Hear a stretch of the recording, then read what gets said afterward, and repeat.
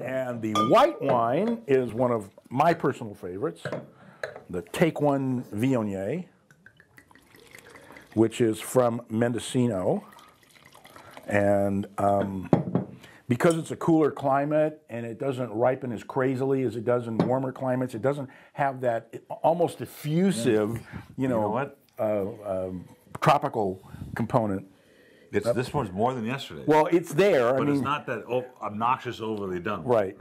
And and the problem with that is when you get some Viogniers that just blow your nose away, and then you taste them, they're dry and they finish acidic. Ooh. You get confused. But this one, ooh, boy, the mid palate on that. It's got that kind of white nectarine sort of component in the center of your mouth. That's the hardest place to get flavor out of a wine, because that means it's just got beginning, middle, finish, and it's perfectly focused, and it's just amazing. Well, you have less taste buds in the middle of your palate. That's right. Not one of the sensitive areas. However, when we've discussed this before, which is sweet, salty, sour, and salt in the back of your tongue, right?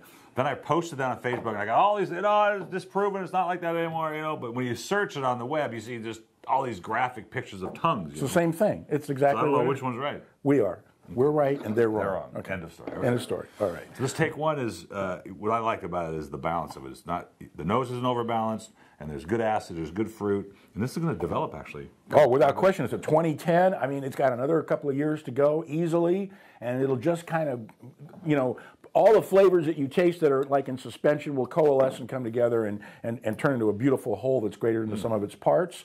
$18.99 regular, $11.99. God, this is a wonderful wine to have with shellfish, with lobster thermidor. The finish has got so much going on. Ooh, unbelievable. Yeah, I'm doing a 95 on that. I think it's spectacular. No, really, the finish just hit me as really having some layers in it. Sometimes they just finish and die, and that's it, right?